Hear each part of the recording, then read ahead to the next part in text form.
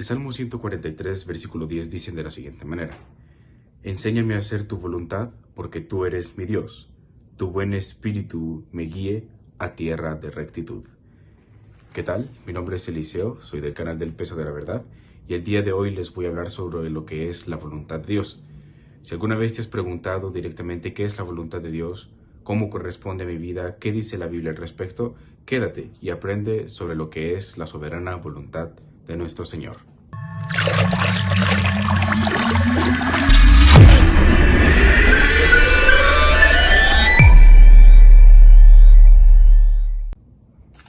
El Salmo 143, versículo 10 dice de la siguiente manera: Enséñame a hacer tu voluntad, porque tú eres mi Dios. Tu buen espíritu me guíe a tierra de rectitud. Así como vimos anteriormente, hoy vamos a descubrir directamente, según las Escrituras, qué es la voluntad de Dios, e incluso, según las Escrituras, cuáles son las distinciones. Vamos a tener también una pequeña ayuda y asistencia directamente de lo que es la teología sistemática de Luis Berkhof. Hoy vamos a ver prácticamente la página 90, donde miraremos detalladamente lo que es la voluntad de Dios en sí. Podríamos definirlo directamente como lo que es una determinación, una elección, un decreto e incluso una inclinación a un deseo. Esta definición viene directamente de lo que es la concordancia Strong en el griego de Selma, que es prácticamente para la palabra voluntad en el griego. Entonces, el día de hoy vamos a aprender directamente sobre lo que es la voluntad de Dios, y como ustedes escucharon anteriormente el Salmo 143:10, prácticamente lo que el salmista quiere hacer es lo que quiere hacer es dirigir su vista, lo que es sus actitudes y todo su ser directamente a la voluntad de Dios, para así obtener un buen espíritu que le guíe hacia una tierra de rectitud, prácticamente a lo que es la santificación. Entonces, vamos a ir viendo directamente en toda la Escritura que el principio, lo causa de todo lo creado, se origina directamente de la voluntad de Dios. Y eso lo miramos prácticamente como un pequeño listado que la Biblia hace rápidamente de que Dios, en su voluntad, soberanamente provee lo que es la creación, el gobierno para cada institución, para cada estado, para cada ciudad, y también lo que es la elección y la reprobación, cuando Dios elige a alguien para salvarlo, o incluso cuando Dios desea condenar a alguien por sus actos, Él también es parte de su soberana voluntad. Vemos también incluso los sufrimientos de Cristo dentro de lo que es la voluntad de Dios. También miramos nosotros directamente la regeneración. Vemos la santificación de un creyente, los sufrimientos del creyente también, la vida del hombre y su fin, y las cosas pequeñas de la vida. Eso es prácticamente lo que vemos pinceladamente en lo que es en las Escrituras acerca de lo que es la voluntad de Dios. Y también en este caso, citando al libro de Berkhof, como lo dije anteriormente, este pequeño libro que ayuda demasiado, prácticamente él lo que menciona es unas distinciones de la voluntad de Dios. Empecemos con la primera. La primera voluntad de Dios es la voluntad decretiva, es decir, como su nombre lo dice, Él pone algo para hacerse y se hace.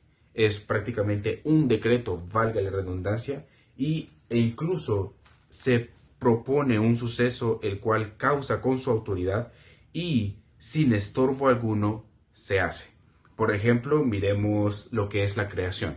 En Génesis 1, cuando Él ordena que se haga la luz, Él solo dice que se va a hacer y por ende nosotros vemos lo que hoy en día conocemos, lo que es la luz.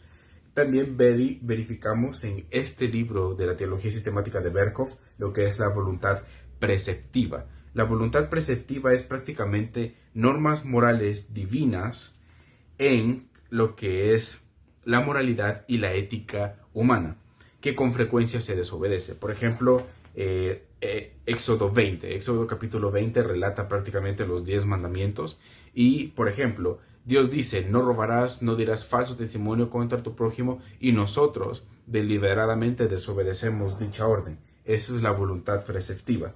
También, dentro de lo que es este tipo de voluntad divina que Dios tiene en su ser, es la voluntad eudokia. La voluntad eudokia prácticamente es el placer en lo decretado que se cumple inevitablemente.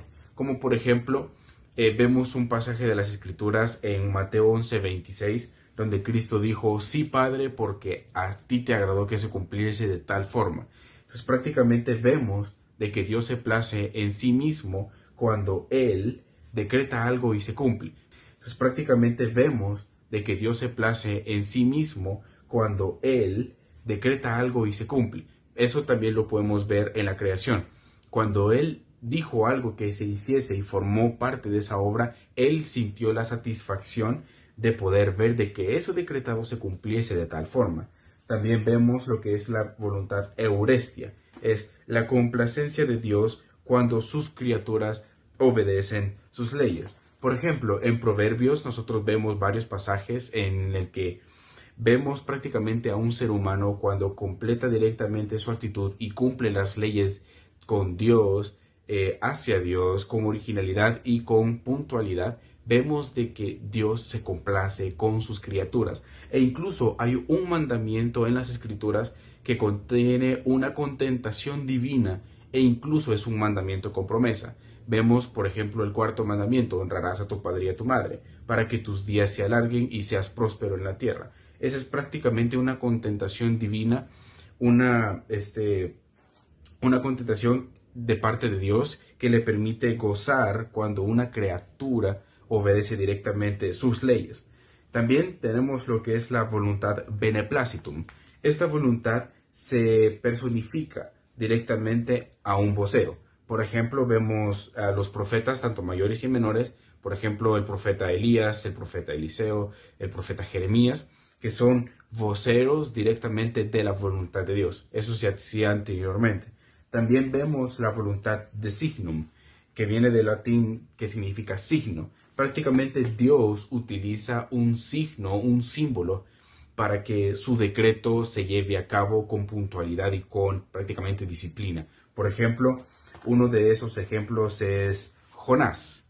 Para que Dios pudiera llevar a cabo esa predicación de arrepentimiento hacia Nínive, tuvo que utilizar un símbolo, es decir, un pez, para que se tragara Jonás 3 días y 3 noches y por ende lo vomitara. Otro símbolo es prácticamente la cruz con la serpiente, en la cual se llevó a cabo cuando Israel desobedeció las órdenes de Dios y por ende el pueblo sufrió una plaga, y todos aquellos que miraban hacia lo que es esa cruz de bronce eran sanos. Esa es prácticamente la voluntad de signum. Y así podemos nosotros ir indagando en cada uno de los pasajes de las Escrituras, tanto en el Antiguo Testamento como en el Nuevo Testamento, y vamos a ver prácticamente detalles y pincelazos de lo que es la voluntad de Dios, que es totalmente soberana y que Él tanto se complace en que nosotros lo obedezcamos, como Él decreta que se va a hacer algo y se hace. Y en este caso no hay nada ni nadie quien pueda permanecer intacto ante su soberana voluntad. Tanto los sufrimientos del cristiano como lo que es prácticamente los desastres naturales, todo es obra de sus manos y por ende nada puede escaparse de su santísima y soberanísima voluntad.